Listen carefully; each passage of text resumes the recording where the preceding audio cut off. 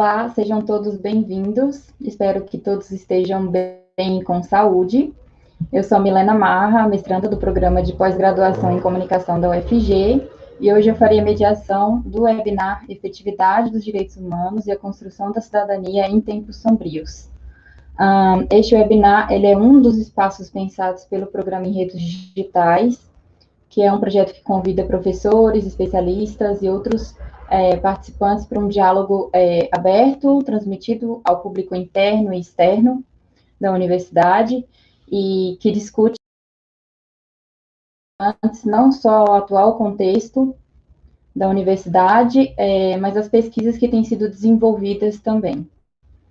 Então, este é uma das ações do webinar do projeto Enredos Digitais, que tem como foco a divulgação científica, e, portanto, realiza reuniões estudantis, palestras, rodas de conversas e outras ações. Nós deixaremos aqui no bate-papo o @ do projeto Enredos Digitais, para que vocês possam acompanhar todos os trabalhos que têm sido desenvolvidos pelo projeto. E neste bate-papo vocês também podem enviar as perguntas, interagir, enviar os comentários e as dúvidas para serem respondidas pelos nossos participantes. O link para registrar a presença no evento também estará disponível aqui nesse chat. E agora, finalmente, eu gostaria de agradecer a participação do nosso professor convidado, o professor José Geraldo Souza Júnior, que é um grande jurista, professor da Faculdade de Direito e coordenador do projeto Direito Achado na Rua, na Universidade de Brasília, onde ele também foi reitor até o ano de 2012. Tudo bem, professor José Geraldo? Sim, Milena, obrigado aí por me acolher, né? Também ao professor Magno, que vai participar dessa sessão, né? É uma satisfação enorme integrar, né, a roda de conversa desses dois projetos, e é uma alegria revê-la, já que estivemos juntos num curso na UNB e coautores numa publicação sobre o tema do direito achado na rua, né? Obrigada, professor José Geraldo. Eu também queria agradecer ao professor Magno, que é coordenador do nosso projeto Enredos Digitais e também atua no programa de pós-graduação PPG-Com da UFG e no programa de pós-graduação em Direitos Humanos. Tudo bem, professor Magno? Olá, Milena. Bom dia, boa tarde, boa noite. Tudo bem com você? Também cumprimento o querido professor José Geraldo, né? Grande jurista e também militante, né, dos direitos humanos há muito tempo, né? É para nós uma figura bastante, não só querida, mas também bastante admirada por todos nós que trabalhamos, né, tanto em ações práticas quanto em ações teóricas no campo dos direitos humanos e no campo da cidadania. Muito obrigado, professor José Geraldo. Eu sei que a sua agenda é sempre muito complicada, mas o senhor foi muito gentil, né, em aceitar participar deste momento, deste webinar. Obrigado mais uma vez, Milena, e gostaria de reforçar mais uma vez que esta é uma parceria entre o Programa de Extensão Enredos Digitais e o Projeto de Extensão Pensar Direitos Humanos UFG. Juntos, nós estamos trabalhando na divulgação científica no campo da cidadania e no campo dos direitos humanos. Nós vamos trabalhar, como a Milena disse, o tema, a efetividade dos direitos humanos e a construção da cidadania em tempos sombrios. Muito obrigado, e aí eu devolvo a palavra para você, Milena. Obrigada, professor Magno.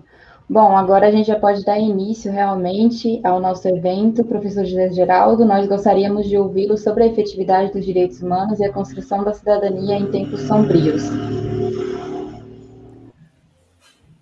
Pois bem, eu queria balizar a minha conversa com os participantes dos dois projetos na extensão.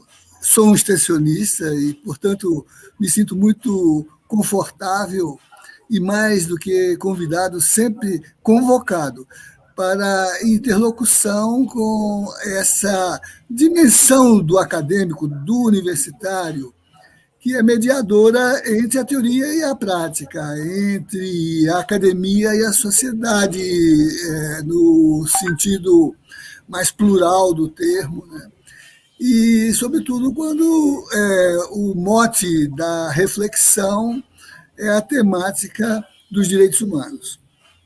Então, queria renovar o que já disse na abertura, a satisfação de encontrar-me tanto com o professor Magno, que é o debatedor, mas que é o gestor dos projetos, com seus colegas professores, né?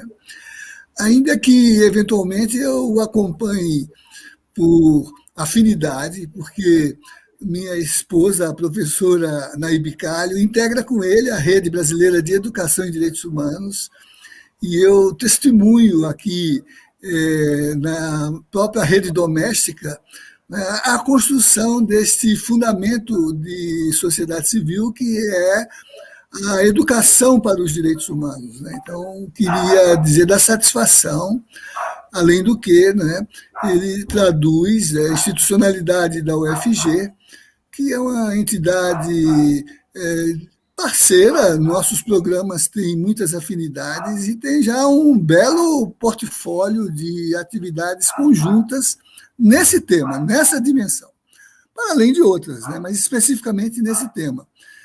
E também, como eu disse, né, ser moderado pela Milena Marra, né, do programa, e pesquisadora, com a qual já entretive na UNB atividades de ensino e pesquisa no âmbito da disciplina Direito Achado na Rua, que na universidade é desenvolvida em cooperação pelos dois programas aos quais me integro, o da Faculdade de Direito, mestrado e doutorado, e ao Programa de Direitos Humanos e Cidadania Interdisciplinar, mestrado e doutorado, do Centro de Estudos Avançados Multidisciplinares da UNB. Com Milena, inclusive, eu dizia, né, já chegamos ao final desse experimento a produzir com outros colegas um dossiê para 2 números da revista da Defensoria Pública do Distrito Federal, celebrando os 30 anos de o direito a achar na rua enquanto proposta universitária. Então, a alegria é enorme. Volto ao tema proposto, negociado com os coordenadores, para que todas as expressões do título do evento, Efetividade dos Direitos Humanos e Construção da Cidadania em Tempos Sombrios, se façam evocativas para nós que participamos dessa atividade de hoje, né? Quando eu sugiro Tempos Sombrios, não é para trazer aqui uma dimensão de obscuridade no sentido da penumbra, daquilo que é um momento de trevas no contexto da civilização, né? Já tivemos Idade das Trevas, por exemplo, aludindo a uma época de obscurantismo no contexto civilizatório, especialmente europeu, né? Mas que também nos alcançou, porque tivemos resquícios disso no colonialismo e na Inquisição, né? Eu me refiro ao Tempos Sombrios, no sentido de que nós não devemos nos subjugar, se deixar arrastar, nos perdermos nos desvãos, na deriva desse processo, porque ele é cultural e político, mas ele não é algo que impede o discernir, ao contrário, é o que convoca o discernir, né? Penso, por exemplo, em 2 belos textos de leitura de conjuntura de Frei Beto, né, notadamente nessa reflexão sobre cidadania e direitos humanos. O primeiro desses textos, ele deu o título de Esperança em Tempos Distópicos, né, para aludir que nessa dimensão distópica, né, Às vezes, temos a sensação de que há imobilidade, apatia, indiferença, e que tudo está gasto, as palavras, os conceitos, as ideias, os valores, e que não temos referenciais para prosseguir no nosso itinerário comunitário ou social, né? Nesse contexto de distopia, de imobilidade, às vezes, como agora, né, vivendo essa dimensão que na política representa para nós uma realidade em que, de fato, né, vemos a sua dimensão, enquanto política, né, de gestão de conflitos, de construção de compartilhamentos e de disponibilidades para negociar projetos, inclusive projetos de sociedade, paulatinamente se esvaziando pela recusa a essa disposição de interlocução e a substituição do diálogo pela violência. Por isso que, pensando a ideia de enredos, né, lembrar com aqueles que, por exemplo, no contexto filosófico da construção dos espaços filosóficos críticos, Escola de Frankfurt, né, tanto se reivindicou a ação comunicativa, Habermas, né, para pensar que não se deve deixar que as hostilidades e as prepotências e os autoritarismos, os despotismos, os fascismos, hoje se dirá mais a necropolítica, esvazia o sentido democrático do diálogo e da ação comunicativa, que impede que a violência se generalize e que repõe a política como mediação para a construção de projetos de sociedade, né? Na Escola de Frankfurt, também vivenciava aquela leitura dramática de um Benjamin, falando ele próprio em tempos sombrios, né, para aludir ao nazismo e aquele perigo que se abatia sobre o social, não para subordinar, subjugar, fazer render-se, demitir-se, desistir, desesperançar-se, mas exatamente para mobilizar as energias no sentido de compreender o momento de perigo, resistir ao sombrio que nele se instala e mobilizar para abrir luzes, construir o amanhã, formular aberturas de esclarecimento, né? Recuperar o sentido civilizatório do percurso humano, né? Então, é um pouco nisso que eu leio, né, a dimensão de esperançar. Paulo Freire está na base do pensamento de Frei Beto, né? E essa forma de atuar ser a mediação para atravessar tempos sombrios. Mas também do próprio Frei Beto, na contrapartida a essa leitura que é mobilizadora, um outro texto muito interessante dele, que aliás foi publicado na página do Instituto Humanitas da Universidade do Vale do Rio dos Sinos, uma página muito relevante para a discussão da conjuntura. Eu até tenho tido várias oportunidades de contribuir com reflexões nesse espaço, né? Mas um outro texto muito simbólico do mesmo Frei Beto, que eu acho que é o gatilho para que possamos construir a base do diálogo que essa sessão de agora nos proporciona. O título do texto de Frei Beto na página do IHU, né, que é acessível, o texto é do ano passado, mas é no fragor dessa conjuntura sombria que se vive, né?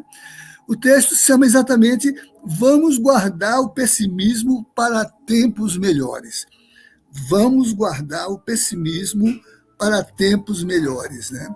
É uma frase que se coaduna com a visão, né, esperançosa da confiança no espírito que eleva a nossa capacidade social e política de instituir civilizações e de orientar o sentido eloquente da história, que eleva as relações, né?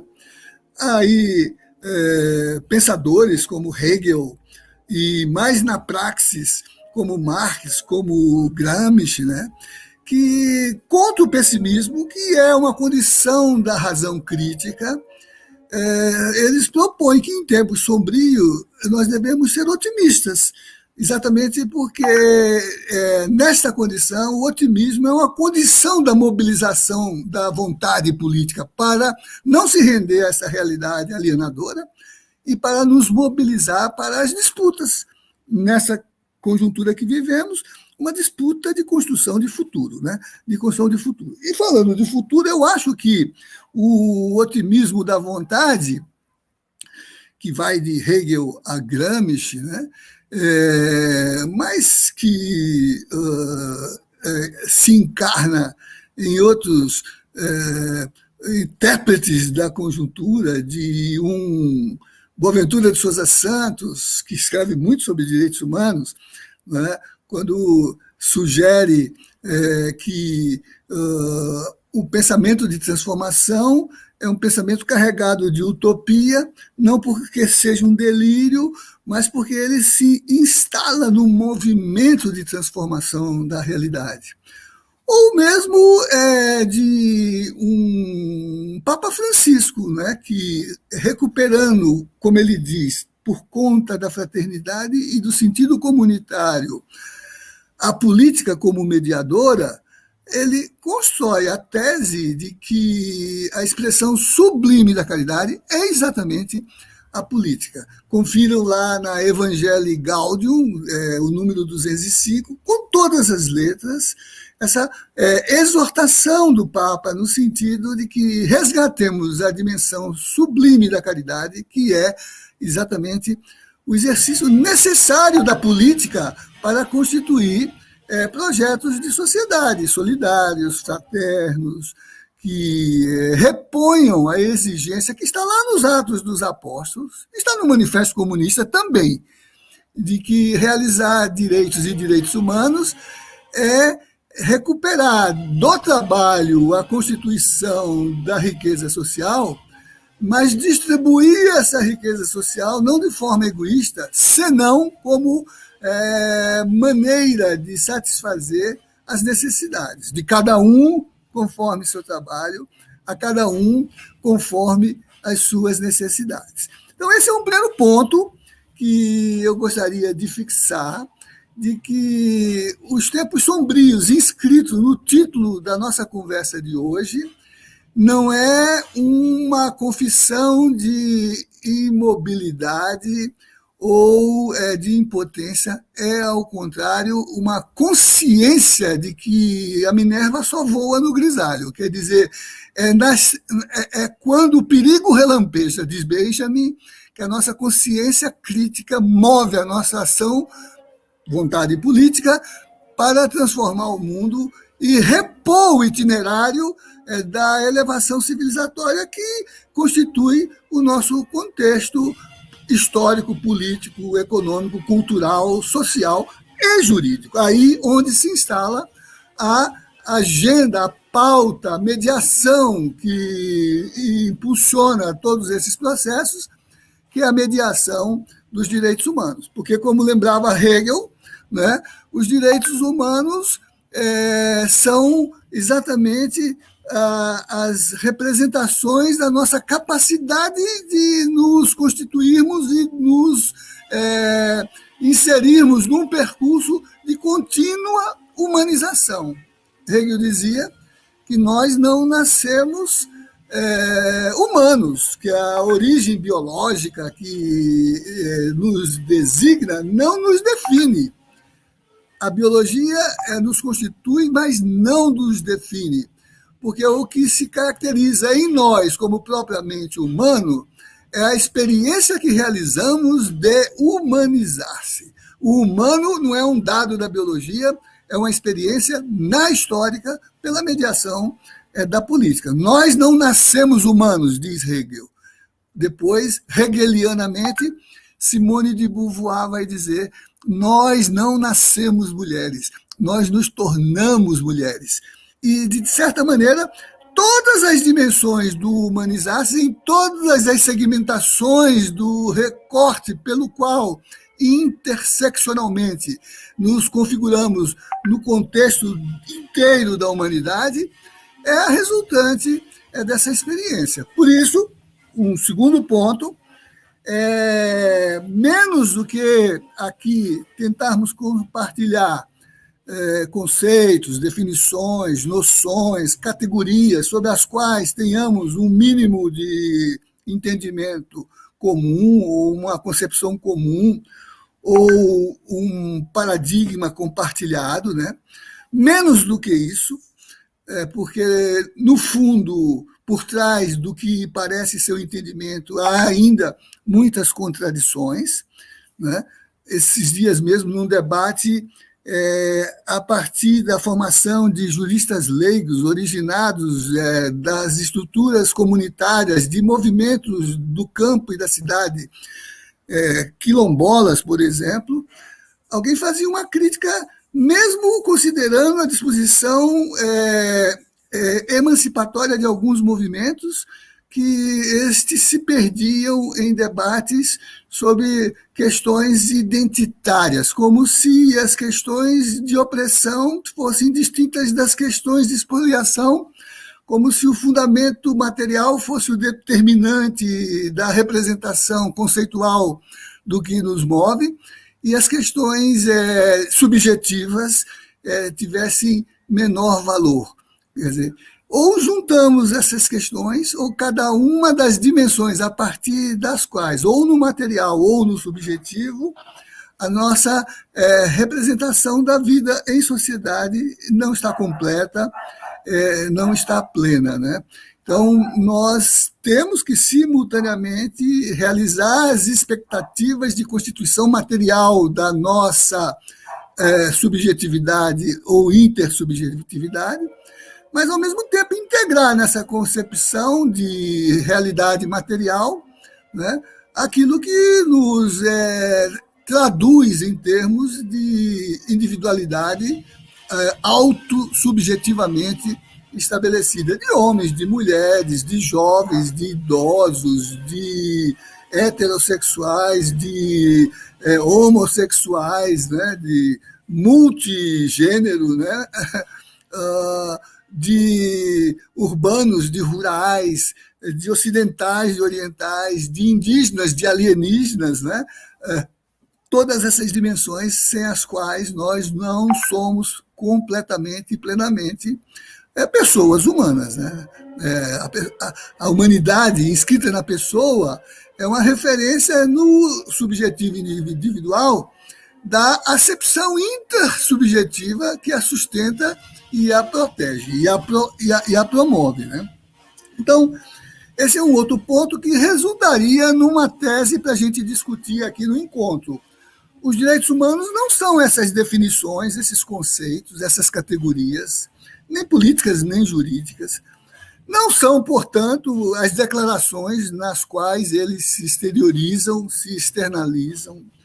Não são os monumentos, né? Estamos assistindo, inclusive, nas mobilizações correntes, globo afora, do impacto que se tem contra essa monumentalidade. Por toda parte, estátuas, logradouros, edifícios são objeto de crítica e até de revolta, né?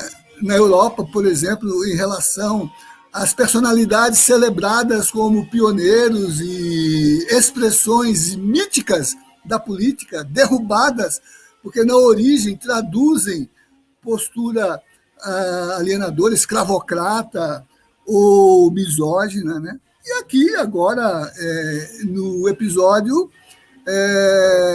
da confrontação simbólica de movimentos sociais contra a estátua em São Paulo de um bandeirante, né? Um escravizador de gentes, né? Um capataz dessa forma que Darcy Ribeiro chamava em relação à nossa formação econômica, social, política e cultural, enquanto expectativa de nos constituirmos como povo brasileiro, né? Essa expressão da elite de se organizar como moinhos de moer gentes. Moinhos de moer gentes, né? E que para Darcy significa um cuidado que devemos ter, porque senão nos damos conta de que, no contexto dessa elite, aqueles que têm as suas características mais dominantes, a intelectualidade dos que foram às escolas,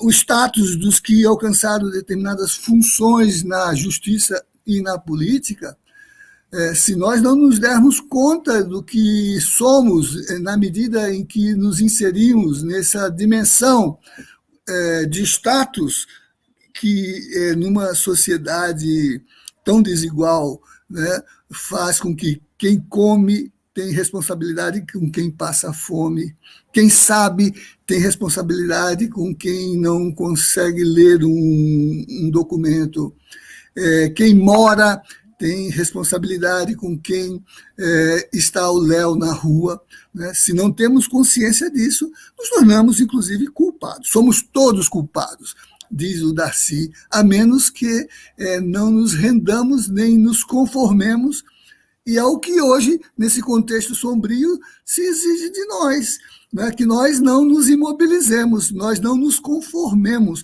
nós não nos coloquemos na postura da omissão, que equivale a consentimento. Lembrando Churchill e seu discurso de 1940, ali era o contexto da mobilização inglesa contra o nazismo.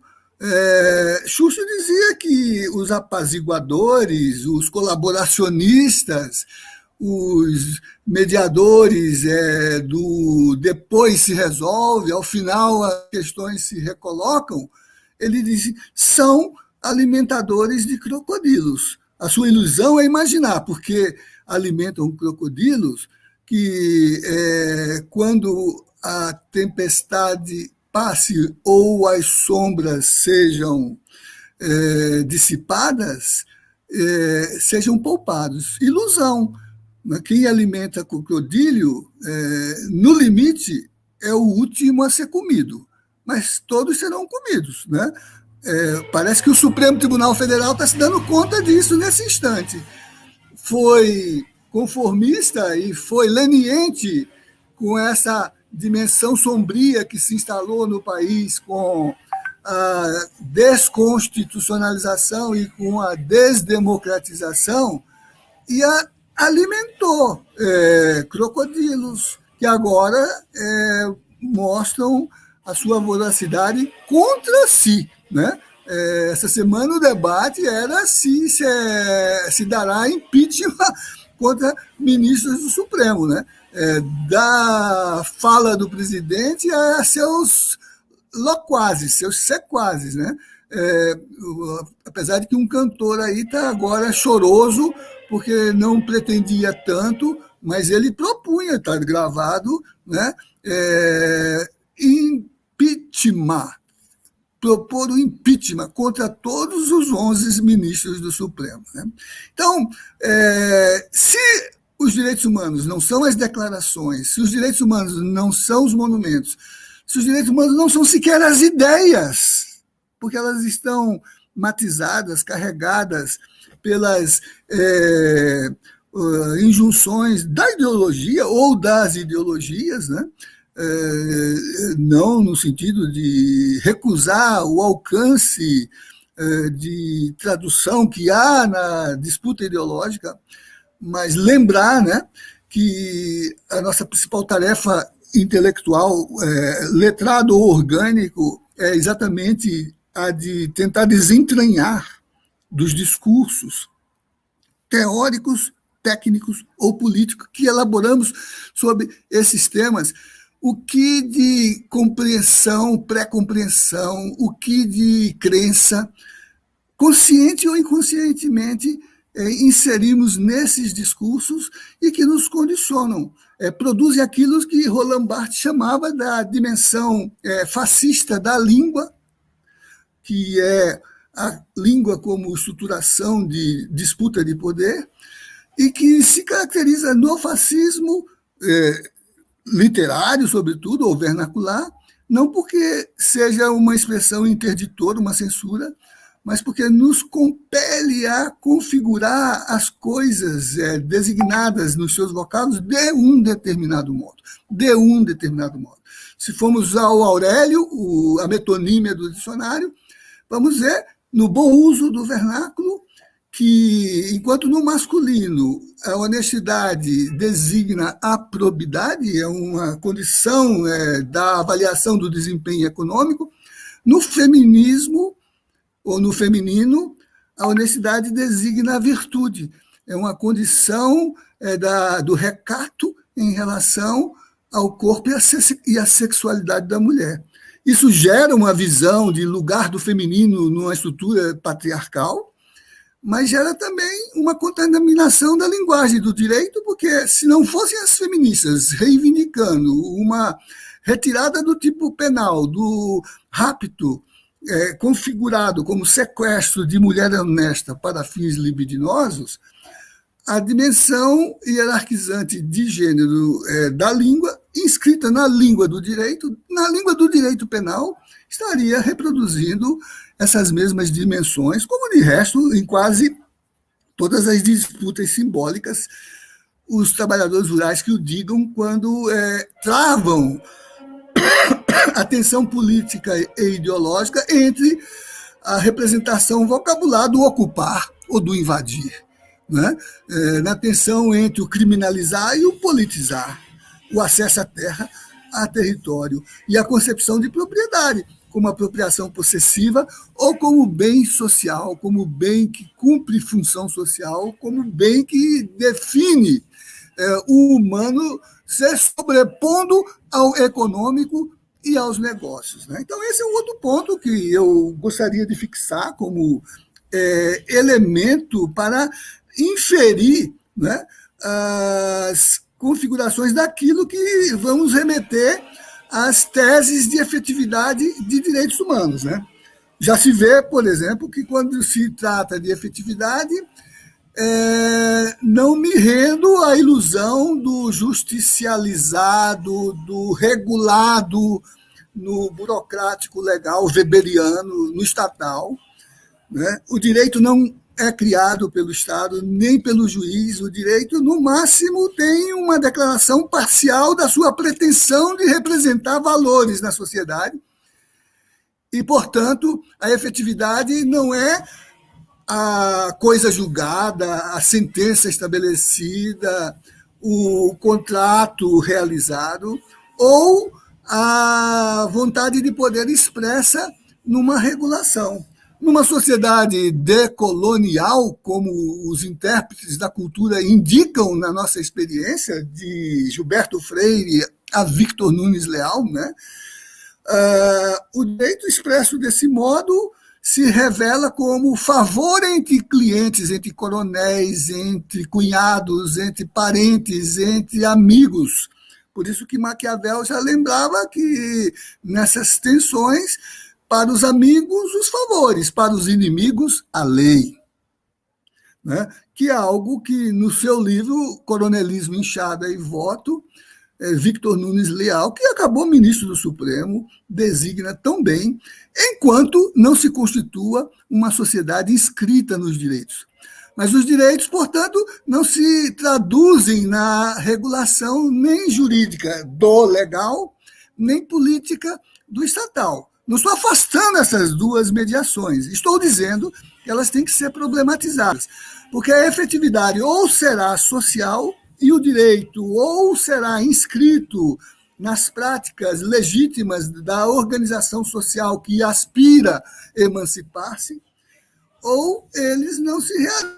quanto efetividade plena, porque serão exteriorizações falseadas das relações de tensão que, numa sociedade pós-colonial ou em estrutura decolonial, né, se subordina aos seus limites estruturais expressos, por exemplo, no racismo, porque foi uma sociedade que escravizou, alienou o humano, inclusive jurídica e constitucionalmente, das subjetividades em presença. Tínhamos a Constituição, em 1824, inscrita no fundamento dos direitos humanos, não será Constituição a que não traduza os direitos humanos, como diziam os burgueses do movimento de 1789, e, todavia, numa sociedade ainda não emancipada da escravidão, que só se deu formalmente em 1888, que fazia com que todos os trabalhadores fossem alienados do humano. Para aludir a publicistas da tradição escolástica do direito, Cícero, servus persona non habet, o escravo não é pessoa humana. E não era, porque o regime jurídico decorrente dessa concepção era o regime das coisas. Os escravos eram comprados, vendidos, e tal qual o regime das coisas, se podia usar, fruir, abusar, né? E aquilo que traduz a violência do escravismo na nossa experiência social é a expressão mais bárbara do abuso, porque incorporou a tortura, os maus tratos, a violência como seu fundamento regulatório. Não é por acaso que só no século XX, que, com a revolta da chibata, né, se colocou em causa, né, os limites da disciplina gestora das relações sociais e de produção, inscritas na chibata, na palmatória, no açoite, na vergasta, no supliciamento do corpo, né? Então, pensem nisso, né, que a sociedade de favores se inscreve nas trocas de benefícios entre aqueles que são próximos de uma mesma afinidade ou de gênero, o masculino, o homem, ou de religião, o cristianismo, o catolicismo, ou de renda, o proprietário. Por isso, os homens de bem, não os que têm dignidade, mas os que têm renda, os que são proprietários, que era a característica de afirmação da cidadania a partir da Constituição de 1824, por isso mesmo chamada pelos historiadores de Constituição da Mandioca, enquanto que a atual, fruto das lutas por emancipação, lutas por liberdade, é chamada da cidadania, porque ela traduz a legitimidade das lutas históricas pelo humanizar-se, pelo civilizar-se, né? É uma resultante de lutas. Os direitos, portanto, não são as declarações, não são os conceitos, não são os monumentos, não são as ideias, são as lutas. São as lutas, e eles são uma invenção no cotidiano derivado do movimento dramático de operar a luta por reconhecimento do humano que se constrói historicamente na sociedade. É assim que os indígenas, por exemplo, asseguraram o seu reconhecimento como pessoas humanas, ainda que pelo experimento colonial, né, na teologia, na filosofia, no direito, essa questão não fosse clara. E sabemos do célebre debate de Valladolid, do século XVI, entre de las Casas e Sepúlvedas, sobre se os índios são gente ou não, algo que depois, na bula Sublimes Deus, do Papa Paulo III, de 1537, acabou sendo configurado em termos de vexata quaestio, de questão resolvida, quando o Papa estabeleceu que os indígenas, gente como nós, têm alma e, portanto, podem receber os sacramentos e dispor de seus bens. Está lá na bula. né? E Sepúlveda perdeu o argumento. O empreendimento da conquista ficou suspenso por 2 anos, enquanto esse debate se desenvolvia, e prevaleceu a tese do bispo de Chiapas, Bartolomé de las Casas, claro, desde que houvesse a cristianização, né? Desde que se cristianizasse. São gente como nós, tem alma, podem receber os sacramentos e dispor de seus bens, né? Por isso que o Papa Francisco atualmente fala nas suas exortações do realmar, para dizer que se não houver ligação teológica da ação de solidariedade da igreja dele, né, em relação aos movimentos sociais, não se construirá uma sociedade fundada nos direitos. E para ele, por exemplo, justificar como expressão realizadora dos direitos humanos é assegurar teologicamente e politicamente terra, teto e trabalho. É o célebre discurso dele aos movimentos sociais nos 3 encontros que ele já realizou desde que assumiu o seu pontificado, né? Então, pensando com Herrera Flores, com Davi Sanches Rubio, né, os direitos humanos só podem ser vistos como as lutas históricas, as lutas concretas para a satisfação das necessidades, para obter reconhecimento, para inserir na constituição desse reconhecimento a dimensão da dignidade do humano. O humano que se concretiza cotidianamente num experimento sem fim. Nunca somos plenamente humanos. Somos sempre cada vez mais humanos na medida em que, do ponto de vista das aquisições materiais e valorativas, né, a dimensão humana vai se constituir como base da dignidade que se constrói na história e na política, né? Vejo que esses dias o ministro da Economia queria tributar livro porque pobre não lê livros, né? Também não anda de iates, e todavia ele não quer tributar os iates. Aqui em Brasília, o 3º registro de embarcações de recreio num lago, né, bate quase que todas as cidades costeiras, menos São Paulo e Rio de Janeiro, ou talvez a Bahia, né? Mas isso não é tributado, né, porque a dimensão da cidadania inscrita num sistema censitário em que o homem de bem é o proprietário, né, continua a produzir essa distinção, né, que nós não conseguimos compreender, porque a ilusão ideológica acaba empanando a nossa capacidade de perceber essa realidade. Então, eu queria dizer assim, que se não pensarmos a efetividade como uma dimensão legítima do exercício político do social organizado, toda a outra dimensão formal e funcional dessa legitimidade no artificial, que é a modelagem administrativa ou jurídica, é apenas uma sombra pálida, que, aliás, aqueles que perceberam, né, o movimento político da formação do Estado a partir da modernidade, num processo complexo que,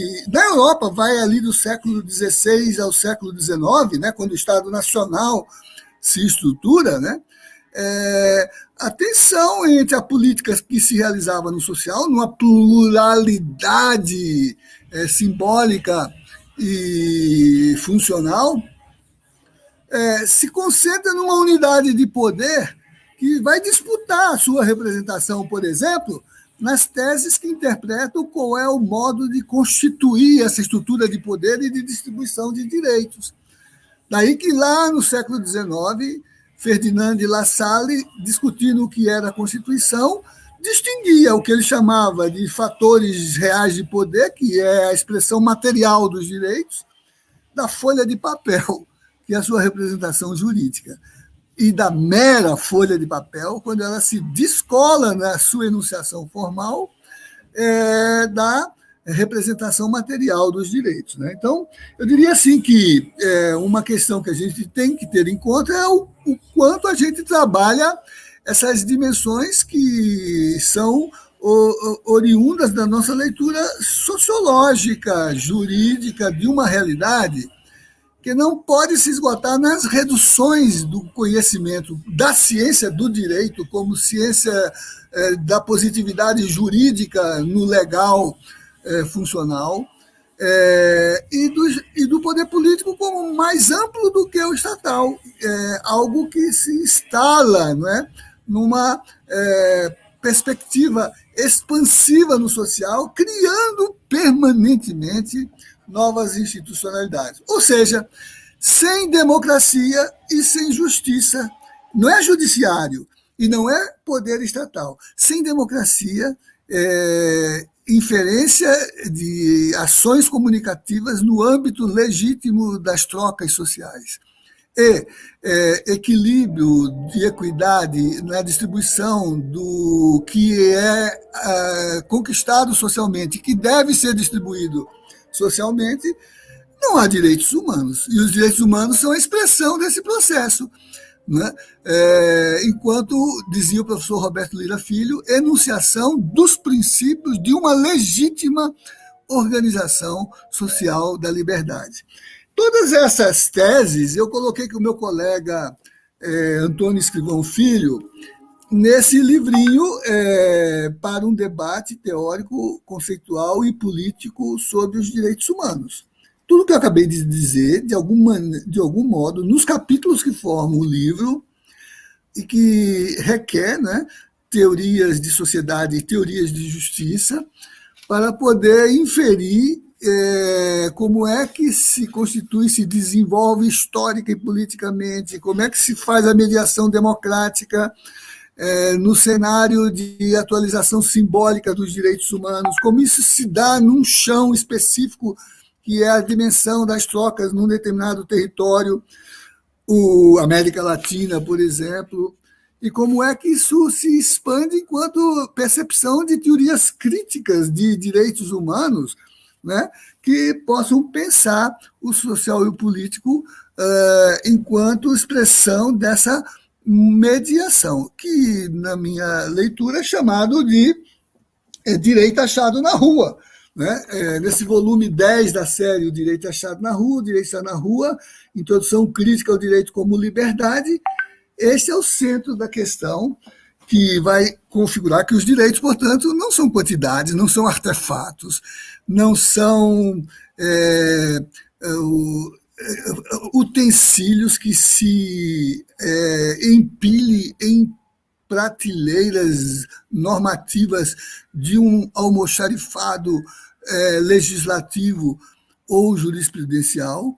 São relações tensas que se realizam enquanto invenção do simbólico do cotidiano, na medida em que a gente lute por emancipar-se. Do grito do excluído ali, aquele grito primal que Dúcio dizia, é o primeiro grasnar da consciência do direito a ter direito, as pautas mais sofisticadas que a organicidade dos movimentos sociais vem a estabelecer, tendo como agenda, né, uma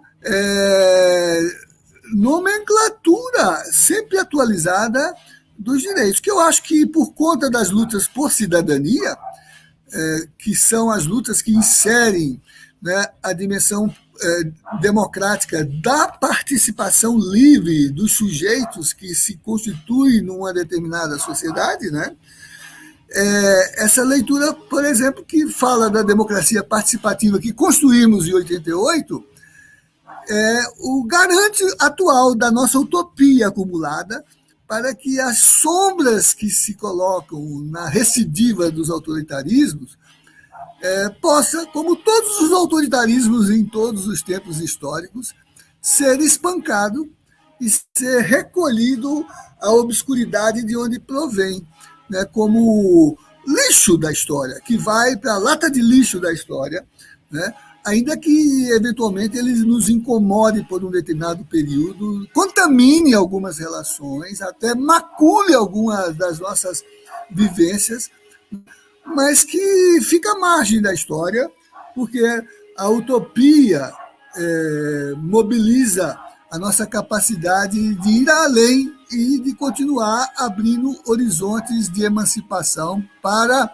planificar o humano que realizamos socialmente. Então, meus caros, professor debatedor e professora mediadora, são alguns pontos que eu queria colocar para discussão. Assim, eu pensei os pontos, não arrematei numa exposição contínua, remeto aos meus referenciais, né? Mas abro como possibilidades de que vocês e os colegas que participam do encontro, né, identifiquem, né, questões cruciais que vale a pena debater nesse contexto. Né? Só para finalizar, eu diria assim, o simbólico é tanto que escrevi no último texto, nesse momento, para mim, direitos humanos são a marreta do padre Júlio Lancelotti, que quebra obstáculos urbanos, que impede a ocupação plena do social pelos sujeitos, e que alimenta quem tem fome, não é isso? E que não tem que ser sacrificado numa fila de açougue para recolher osso de boi, farelo de feijão ou pé de galinha. Né? Humanizar-se é quebrar esses obstáculos, né?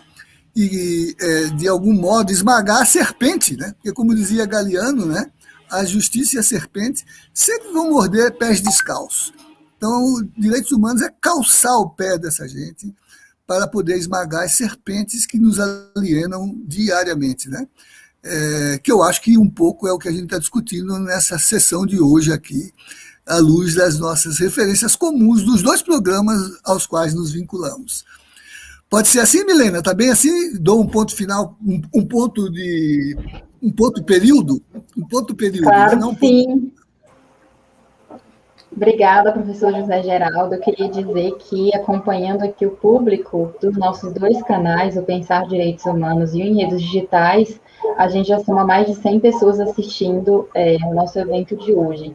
E o lado positivo de estarmos à distância é que várias pessoas de vários lugares do Brasil já comentaram aí as instituições que elas estão vinculadas. Eu vou citar algumas: o IF do Rio Grande do Sul, o Jorge faz parte, o Gabriel, que é do Núcleo de Assessoria Jurídica Universitária Popular Pedro Nascimento, e também a Ana, da Universidade Federal do Mato Grosso do Sul.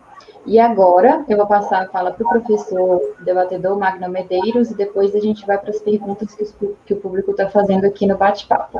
Professor Magno, é com você. Ok, muito obrigado, Milena. Em primeiro lugar, eu gostaria de cumprimentar o professor José Geraldo pela brilhante palestra, né? Nós fomos brindados com uma verdadeira conferência, e foi muito rica, professor, a sua fala, e o senhor abordou diversos autores, né?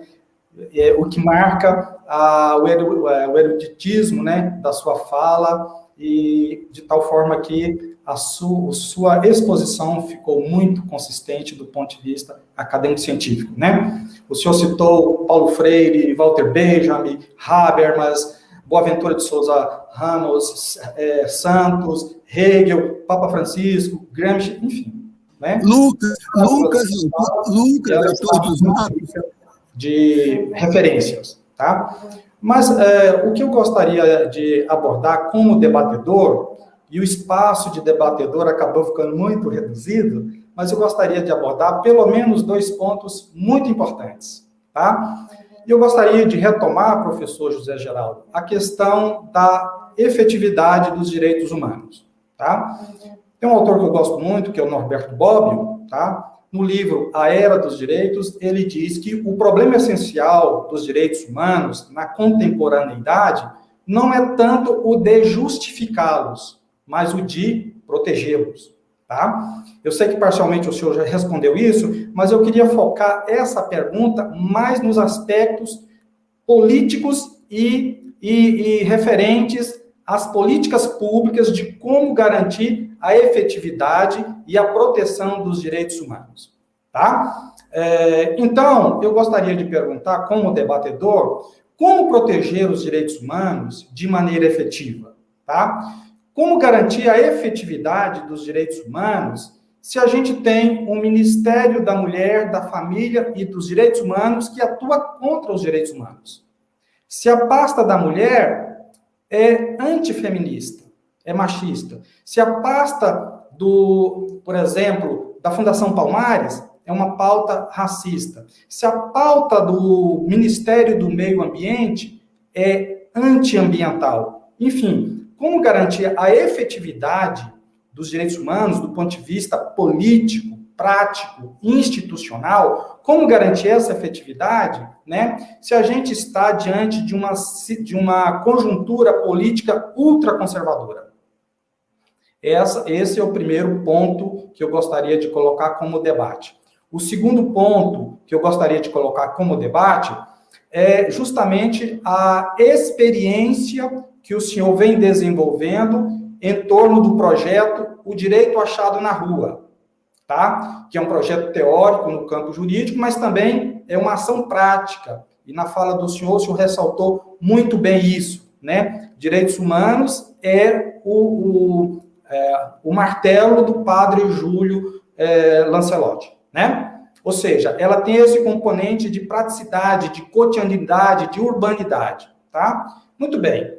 A pergunta que eu gostaria de fazer dentro desse projeto que o senhor desenvolve, né, com excelência, como fazer valer os direitos das populações de rua e dos grupos sociais vulneráveis, justamente aqueles que não têm acesso à justiça, justamente aqueles que carecem de representações no setor público, né? E mais, eles estão muito fragilizados também por conta da pandemia de Covid-19.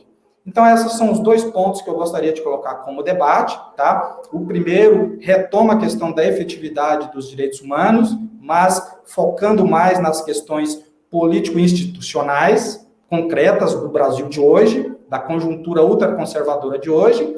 E o outro ponto de debate que eu coloco é justamente sobre o projeto O Direito Achado na Rua, como ampliá-lo, como fortalecê-lo e como realmente fazer, concretizá-lo do ponto de vista de ações que favoreçam as populações de rua, por exemplo. É isso, professor. Para começar. Tá. Excelentes questões. Eu já havia indicado alguns referenciais para poder tratar de ambas. Mas como recortou a partir de alguns referenciais muito relevantes, eu retomo com o senhor e com os que participam, aprofundar a dimensão problematizante do tema tal como formulou. No primeiro caso, na primeira questão, o seu ponto de partida é Norberto Bobbio, que realmente faz uma leitura bastante elegante da questão da efetividade ao contrapor a realização política, o sistema de proteção, a relação filosófica, o sistema de afirmação principiológica, de valores. Isso é muito elegante, mas a partir do modo como o Bobbio formula, e, sobretudo, o Bobbio, que se caracterizou sempre como um pensador normativista, dogmático, institucionalista, o jurídico é artificial, é convencional, é exterior à subjetividade participativa dos sujeitos. Tanto assim que só quando a sua condição de vida, por exemplo, ligada ao engajamento na política, o levou para pensar contra o normativismo do seu positivismo de origem jurídica, é que ele vai derivar a sua leitura para a perspectiva da relevância da sociedade civil. Há um texto notável dele sobre o conceito de sociedade civil, em que ele, por conta de alguns autores que leu, inclusive Marx, acaba percebendo, né, que a efetividade só se realiza plenamente quando ela se desloca para o âmbito constitutivo instituinte do social e não do institucional estatal. Né? Então, isso é uma consideração que eu coloco do ponto de vista da premissa de Bobbio e do fato de que a sua frase ganha em elegância, mas ela não alcança o sentido problematizador que retiramos dele, apesar de Bobbio. E por que eu digo isso? Eu digo isso porque a nossa experiência de atuação empírica no campo da luta pelos direitos, ela mostra exatamente que a efetividade, ela no instituir ou no salvaguardar, ela se instala no social e não no formal institucional. O exemplo que deu, por exemplo, o fato de que todas as estruturas de Estado hoje, contrariamente ao que instituímos no passado, que criou a agenda dos direitos humanos, a Constituição de 88, os grandes programas e as grandes institucionalidades decorrentes desses programas, programa de direitos humanos, programa de educação e direitos humanos, se estiolaram à luz de uma governança atual hostil aos direitos humanos, não é verdade? E que movimento que a gente assiste hoje? O mesmo que anteriormente para produzir essa regulação. Recorde, professor Magno, com a sua idade, sabe que todos esses grandes instrumentos foram produzidos durante a ditadura. Não pela ditadura, contra ela. Todos esses instrumentos, as concepções de direito à cidade, de direito urbanístico, de reconhecimento da subjetividade ativa dos movimentos, por exemplo, o reconhecimento das estruturas partidárias e associativas, MST, CUT, organizações pastorais, comissões de direitos humanos, foram instituídas contra a Lei de Segurança Nacional da ditadura, com base no Ato Institucional número 5, que proibia a organização, que proibia a crítica, que gerou a prisão e o assassinato político de militantes, e todavia, construímos toda essa articulação, toda essa arquitetura neste contexto. Foram nas emergências das nossas mobilizações sociais que eles se estabeleceram, né, e que desaguaram na transição entre o regime autoritário e a redemocratização, num sistema de proteção aos direitos que realizamos contra todas essas injunções do obscurantismo, por exemplo, da ditadura de 64.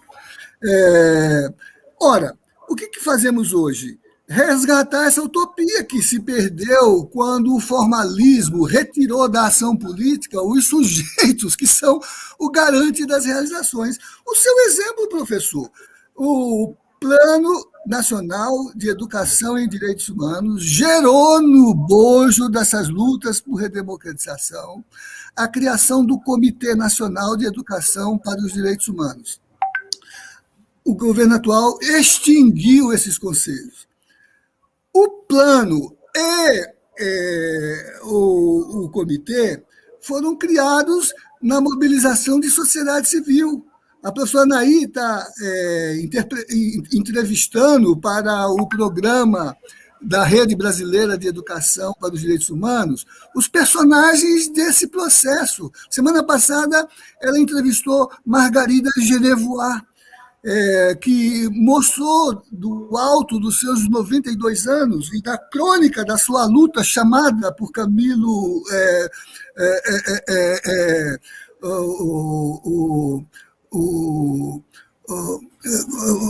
o jornalista que preparou o livro de a Cavaleira da Esperança, a Dama da Esperança, que construíram a dimensão dos direitos humanos, Camilo Vanucci, a dimensão da esperança, para levar à criação do comitê que gerou, inclusive, as diretrizes nacionais curriculares de educação para os direitos humanos. Ora, aquela mobilização da rede de direitos humanos, que gerou os planos e os programas e as estruturas institucionais, ao se esgotarem na institucionalidade, refluiu porque conseguiu imprimir à ação política do Estado o reconhecimento dessas lutas. Com a sombra autoritária do momento, o que aconteceu? Foram extintos isso, e essa comunidade fez o quê? Voltou para a sociedade civil, voltou para o espaço da ação da política e está reconstruindo a rede e as estruturas de proteção aos direitos. Por isso que agora, por exemplo, os indígenas conseguiram duas coisas: impedir que uma juridicidade hostil escrita nessa governança neoliberal modificasse o lugar do marco temporal para o reconhecimento dos seus direitos originários.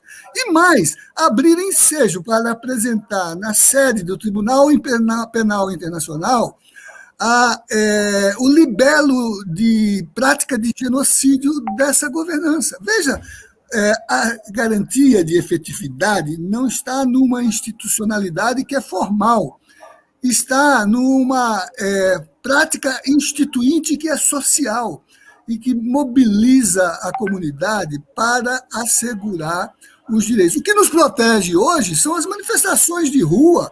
O que impede o golpe e o recrudescimento do golpe é a nossa capacidade de mobilizar essas energias. Então, eu insisti na minha apresentação que a efetividade não deriva do jurídico legal, deriva do jurídico social, deriva do direito inscrito como direito achado na rua, nas práticas dos movimentos sociais. E é ali que são geradas as categorias que vão criar conceitos operativos para a materialização dos direitos conquistados. Por isso que eu falei do ocupar contra o invadir. O invadir é o núcleo típico do esbulho possessório que criminaliza a reivindicação de acesso à terra e território, e o ocupar é a politização da ação dos movimentos para inserir no reconhecimento dos direitos o fato de que o clamor de povo, o clamor de rua ou a ação direta de crítica à especulação imobiliária não é criminalizável. Por isso que o STJ pôde dizer em acordo que não pode ser considerado esbulhador, invasão de terra. Quem ocupa politização da ação, terra, para fazer cumprir a promessa constitucional da reforma agrária. Então, veja, a garantia da afirmação do direito está na mobilização do social, na recuperação do enunciado formal, vocabular, legislativo, da expectativa do direito civilizatoriamente construído. Né? Então, esse é o primeiro ponto. E o direito achado na rua, exatamente a segunda parte da questão, trabalhando com essa premissa, dialoga teórica e politicamente com essas perspectivas, construindo três referenciais, me desculpe a palavra, epistemológicos, para dar conta daquilo que desafia tanto a teoria quanto a prática. Quais são esses três referenciais? Primeiro, a de configuração do espaço no qual as sociabilidades se organizam e se constituem como agendas para desenhar projetos de sociedade. Como diz Paulo Freire, aquele chão que a gente pisa para fazer a cabeça pensar. O espaço, que espaço é esse? Que espaço se recorta, porque não é apenas o espaço do Estado, é o espaço dos conselhos, é o espaço das agendas de interlocução, é a rua, é a aldeia, são as águas, são as florestas, são os manicômios reconfigurados como lugar da política. Então, discutir esse espaço. Até os espaços de segregação, como, por exemplo, os espaços manicomiais e os espaços prisionais. Como é que a gente consegue construir num habeas corpus, por exemplo, e há um estado de coisas inconstitucional quando se nega o direito de mães e nutrientes a não terem a pena estendida para além da sentença e não restringir direitos que não foram interditados por ela. como se fez recentemente numa decisão do Tribunal de Justiça de São Paulo, em que o Supremo Tribunal refez para dizer que, a prosseguir essa condição, se produzia um estado de coisas inconstitucional. Né? Então, o primeiro ponto é esse: ressignificar os espaços, todos os espaços, todos os recortes de práticas de cidadania, que não são só os estatais, são os sociais, e que não são designados apenas por um recorte de conhecimento, mas para o diálogo entre todas as formas de conhecer. O segundo ponto é pensar e dar designação teórica e política à subjetividade que move esses processos. É daí que, por exemplo, o direito achado na rua inscreveu na teoria da subjetividade ativa titulável de direitos o conceito de sujeito coletivo de direito. Retirou da configuração da teologia e da sociologia a ideia de sujeito coletivo, que Marilena Chauir diz, é aquele que se inscreve nos movimentos sociais e que emerge como capacidade autônoma, auto a si própria. Nomos, o direito, capacidade de se atribuir a si próprio direito, né? E constrói novas juridicidades, novos direitos, direito de morar e não só direito de propriedade. O conjunto de categorias cuja efetividade vem das lutas concretas no social, e não da normatividade, porque lembra, do ponto de vista funcional, quando se quer conter o avanço de um movimento, se legisla, porque a legislação não amplia, restringe. Essa é uma leitura que a teoria crítica do direito ajuda a configurar. Então, que sujeito é esse? Como é que essa subjetividade ativa se constitui como titular de direitos? Isso é um trabalho teórico e político. E a terceira é designar as categorias, fazer o rol das categorias, quais são as categorias que emergem daí, como é que as carências inscritas nos discursos da política, nos panfletos, nas faixas, nas assembleias, tomam campo de significação para se transformar em enunciações teóricas inscritas na pauta científica e na pauta política do elenco das declarações, das constituições. Né? Por isso que a Constituição de 88 diz assim: o elenco de direitos inscrito neste artigo 5º não exclui outros direitos, que não são os que estão no elenco, que derivem da natureza do regime, ou seja, da democracia, como invenção de direitos, ou dos princípios que a Constituição adota, como, por exemplo, respeito aos direitos humanos. Que direitos são esses que não estão no elenco, mas que a Constituição diz que são parte dele, mas que derivam do processo da política e do avanço das conquistas sociais globais inscritas na dinâmica realizadora dos direitos humanos? O direito de morar, por exemplo, saiu das favelas, foi para Viena, foi para Istambul, sob a forma de manifestação dos movimentos, voltou para o normativo legal, sob a forma de iniciativa legislativa popular, e hoje configura as políticas sociais. Por isso que a gente está podendo, para o povo de rua, tentar impedir que haja despejos em tempo de pandemia, e não obstante as ações repressoras de governanças, já há todo um elenco jurisprudencial dizendo que não pode ser feita remoção de comunidades de rua que violem direitos dos sujeitos que estão no processo de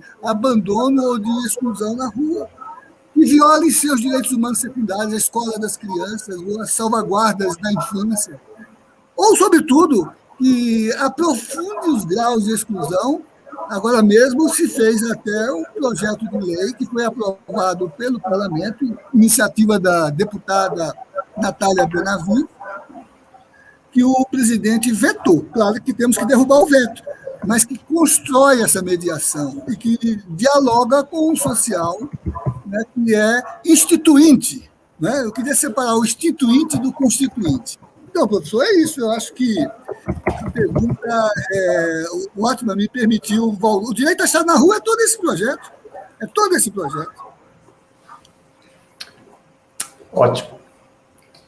Ótimo, professor, muito bom. Milena, então você quer reunir algumas perguntas? Eu sei que foram várias perguntas feitas lá no chat, tá? E nós tivemos a honra de receber participações de vários estados brasileiros, né? Eu vi participações de Minas, do Pará e vários outros estados. Você pode reunir algumas perguntas, né? E eu, se sobrar tempo, se houver tempo disponível, eu também complemento com outras perguntas. Tá bom. Obrigada, professor Magno e professor José Geraldo. Aqui no nosso bate-papo eu não vou conseguir ler todos os elogios, mas foram falas bastante elogiadas. A Flávia falou parabéns, professor, excelente exposição. A Luciana também falou excelente. O Ângelo disse magnífica apresentação do professor José Geraldo, entre várias outras. Duas perguntas me chamaram a atenção e elas estão com uma proposta semelhante. Elas podem ser resumidas na questão da Heloísa, que é, professor José Geraldo, qual a sua leitura da ascensão novamente do Talibã no Afeganistão?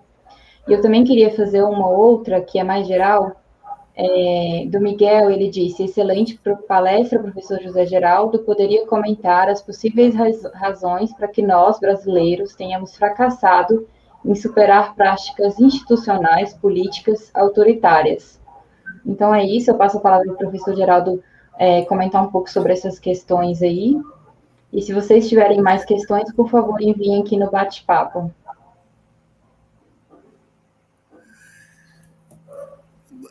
Então, eu agradeço as colocações, né? O Talibã não nos surpreende, né? Só causa surpresa para os que acham que a história se move por palavras de ordem e por slogans, né? Já deveríamos ter aprendido que a hierarquia das tradições não se soluciona porque uma ideia dominante que se afirma com a sua capacidade, inclusive bélica, de se instalar, seja capaz de sufocar tradições. Gente, o Afeganistão, meus caros, é aquele ponto para o qual Alexandre Magno orientava como o rumo que mobilizava a sua ida do Ocidente para o Oriente. É aquele lugar que, quando nós que formamos o aparato da expansão europeia para o âmbito da colonização, que nos incluiu nesse processo, a América, né? Nem tínhamos lugar de referência no mundo, que o mundo se constituía para o Oriente, e lá já havia uma cultura, né, que se instalava numa tradição que faz do ponto, hoje Afeganistão, o Finisterra do Oriente, que faz do Iraque, ali onde se colocava a Mesopotâmia, o delta do Tigre e do Eufrates, onde estava instalado o Jardim do Éden, que a Bíblia fala, que faz do Irã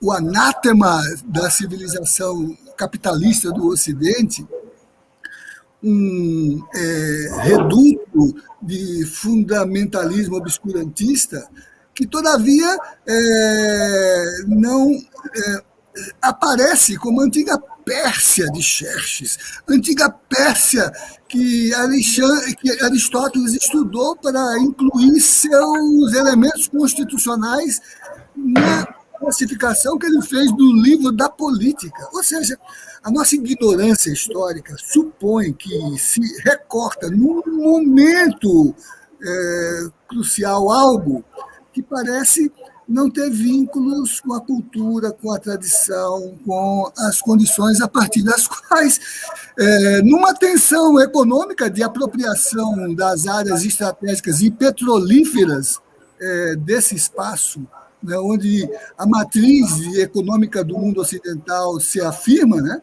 e a gente reduz tudo a um sentido, vamos dizer assim, nivelado pelo que a gente chama de atraso e de obscurantismo. Né? Eu não quero entrar no mérito se é atraso ou se não é. Quero dizer que isso que parece atraso está ligado ao modo como se organizam, vamos dizer, as mobilizações para definir o confronto entre adversários, que recupera na história deles, né, os elementos simbólicos para se contrapor à história dos seus adversários, o islamismo contra o cristianismo, as formas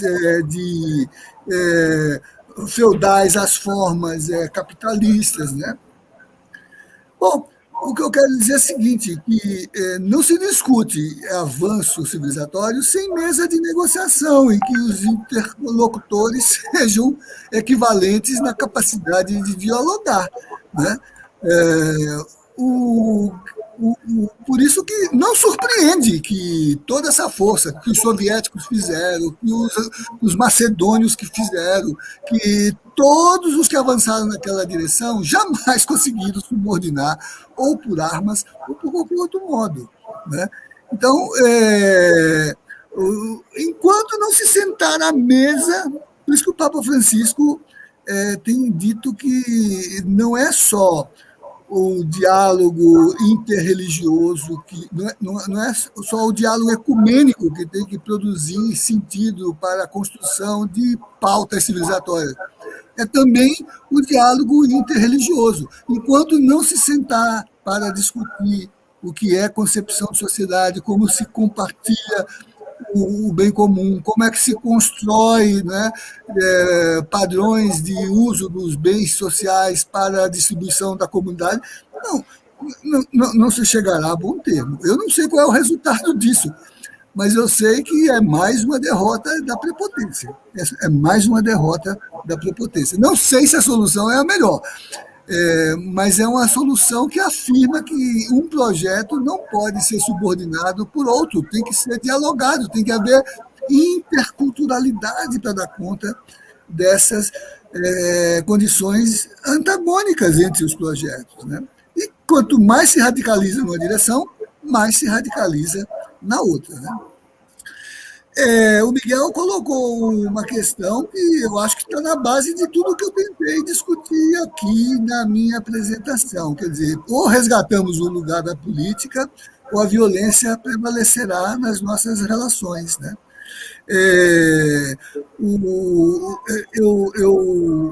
Eu não posso compreender como é que se retira do país que construiu plataformas tão avançadas, inclusive nos direitos humanos, né? As agendas que lhe deram lugar de interlocutor nas mesas internacionais, nas comissões mais avançadas, nas estruturas mais disponíveis do ponto de vista do acesso econômico, os BRICS, por exemplo, né? Força econômica extraordinária, né? Como é que se retira essa condição desse lugar e se coloca o país numa posição tão párea diante desse processo? Nossa intelectualidade, nossa capacidade inventiva, nossa capacidade de pesquisa, como é que a gente fica fora dessa agenda global? Eu não entendo. Ou melhor, eu acho que a gente não deve, por isso que eu falei, né, perder a dimensão da vontade e da utopia, né? Como dizia o Frei Beto. Né? Recuperemos a esperança para enfrentar os tempos distópicos e guardemos o pessimismo para tempos melhores. Quando os tempos são sombrios, é a vontade política que tem que ser ativada. E o que se faz, Mia, agora é resgatar essa vontade política para retomar o país que nossos antepassados construíram com as lutas das emancipatórias que forjaram com o sangue deles, com o suor dele, com as lágrimas dele, os direitos que nós concretizamos. Então, como se faz? Incentivando e cultivando o otimismo da política, da vontade, contra o pessimismo da razão.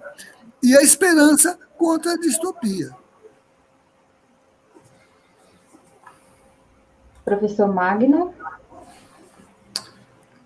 Muito bem. Eu gostaria de fazer uma última pergunta, professor José Geraldo. Nosso tempo está esgotando, né? A gente deve encerrar em 5 a 7 minutos, né, Milena? Não sei se é possível, né? Já são 18 horas e 26 minutos, horário de Brasília. Mas eu gostaria de perguntar o seguinte, professor. A respeito do processo de construção da cidadania, tá? Tem uma autora que eu gosto muito, que é a Adela Cortina, pensadora espanhola, que redimensiona o conceito de cidadania, né, elaborando uma outra vertente ao conceito de cidadania, aquele que abarca uma cidadania cosmopolita, uma cidadania planetária, uma cidadania que se preocupa com fatos e fenômenos que transcendem o ordenamento jurídico de uma determinada nação, de um determinado país, tá? São os direitos transfronteiras, direitos de cidadania que têm um caráter planetário. Ela usa o termo cidadania cosmopolita, né? Tem a ver com o direito dos refugiados, tem a ver com a sustentabilidade do planeta, tem a ver com o direito internacional, tem a ver com as lutas de organismos internacionais em torno de questões que transcendem o ordenamento político, jurídico de uma determinada nação. A pergunta que eu devo fazer é, diante dessas novas demandas, como desenvolver lutas, né, efetivas no campo da cidadania cosmopolita, considerando a fragilidade, né, das ações diplomáticas internacionais e considerando, né, o cerceamento de participações de entidades, de ONGs, de organizações no cenário internacional. Essa é a questão, o ponto de debate.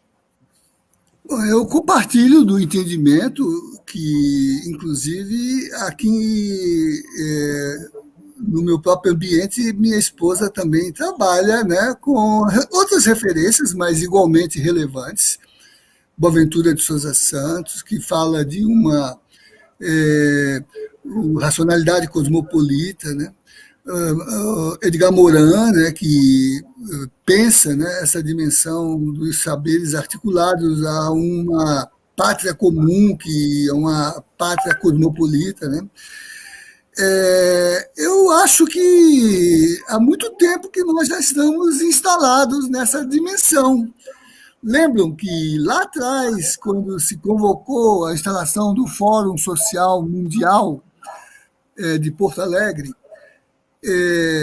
com essas figuras exatamente que eu acabei de mencionar. Ainda hoje faz parte do Conselho Internacional do Fórum Boaventura de Souza Santos, né? Como fazia parte o Emissader, né? É internacional. Ele se instalou por contraposição ao Fórum Econômico de Davos. Pensar uma cidadania global que se mediasse como expansão intersubjetiva inscrita na cidadania que os direitos humanos propugnam, que é horizontal, que é participativa, movida pelos protagonismos dos sujeitos inscritos nos movimentos, que são movimentos sociais. Veja, o MST é um movimento nacional, mas se integra com a via campesina, que se globaliza planetariamente, né? E que não fosse rendida ao objetivo de fortalecer a agenda dos negócios que, pela acumulação egoísta, sacrifica o humano na condição da prevalência da economia sobre a vida, da humanidade subordinada à coisificação de tudo que se mercadoriza, né, e que, por exemplo, do ponto de vista da própria sobrevivência planetária, você falou do Papa, pense na Laudato Si, né? Transformou a natureza não numa entidade viva que dá existência subjetiva ao humano, como entre nós, os nossos parentes pré-cabralinos, representa Ailton Krenak, Davi Kopenawa, falando do bem viver e da Pachamama, da humanidade inscrita na natureza, né? Mas que inverte a lógica da dignidade, né? Então, o Fórum Social Mundial não morreu, ele continua. Agora, em janeiro, se realiza no México, e na base dele, nós que estamos ligados ao mundo dos direitos e dos direitos humanos, a partir do Brasil, inclusive, e por impulso de entidades de direitos humanos, de estruturas de justiça, estamos instalando e convocando para que se realize também, em janeiro, um Fórum Social Mundial temático Justiça e Democracia. Ou seja, as estratégias de cosmopolitismo estão dadas, continuam a operar, tem redes de redes, e que se encarnam em articulações mais gerais, como o Fórum Social Mundial, ou como articulações mais tópicas, mas que são internacionais, como, por exemplo, a Via Campesina, ou o movimento de promotoras legais populares, que trabalha, do ponto de vista de empoderamento da dimensão de gênero e direitos humanos, um feminismo que se contraponha à recrudescência das alienações do patriarcalismo, do racismo, do capitalismo. Então, ao contrário, o social está pujante, está ativo. E se não fosse ele, nessa conjuntura neoliberal, que os negócios prevalecem sobre a vida, na pandemia, teríamos caminhado como se pretendeu aqui, e para a imunidade de rebanho, à custa do sacrifício dos pobres e dos desassistidos. Não fossem as experiências de lutas de reconhecimento de cidadania, como, por exemplo, na democracia participativa, a modelagem comunitária do Sistema Único de Saúde, universal, gerido e fiscalizado pelos movimentos sociais inscritos nos seus conselhos, e esse sacrifício teria se dado, e esta gente que quis integrar o uso econômico, por exemplo, da segurança sanitária nas vacinas, no atendimento hospitalar, etc., teria produzido o seu efeito letal, não só com o sacrifício dramático, nós estamos chegando a 600 mil mortos, gente. Isso não é uma estatística, é uma tragédia. Isto não é um acaso, é um desgoverno. Eu escrevi um artigo para um jornal, Brasil Popular, com o título: No Brasil morre-se de fome, morre-se de bala perdida, morre-se de depressão, mas morre-se mesmo de desgoverno. Fruto de uma diretriz que faz a economia prevalecer sobre a vida, os negócios sobre o bem comum, o bem-estar, a gestão da política na mercadorização de interesse mercadológico, na universidade, na saúde, nos Correios agora, né? Na terra e território dos povos originários, dos povos tradicionais, né? Que não são vistos como sujeitos humanos plenos. Na ONU, o presidente disse que eram primitivos.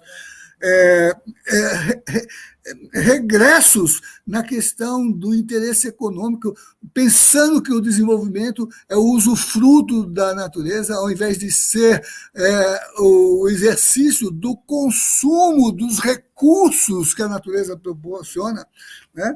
Então, eu diria que, não, temos iniciativas dramáticas, célebres, fortes, que é o que estão aí no contexto global, segurando a vida que é subjugada pela voracidade canibalizadora dos negócios, né?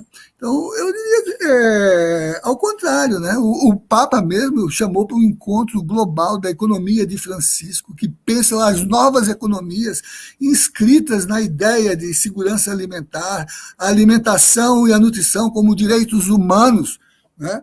Eu próprio, com a FIAM e o Direito de Sair na Rua, organizamos uma grande obra recentemente. Está aqui, ó, o direito humano à alimentação e à nutrição adequadas, enunciados jurídicos, sustentando essas teses, né, de que a economia tem que ser subordinada à vida, e a vida é o objeto ético da concretização da política mediada pelos direitos humanos.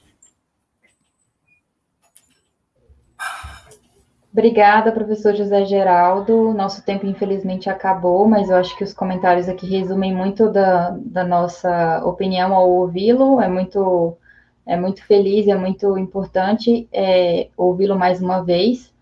Eu agradeço ao professor Magno, nosso debatedor, que também coordenou a transmissão do evento, e aos colegas que participaram por meio do bate-papo. Foi uma honra ter o professor José Geraldo aqui conosco hoje.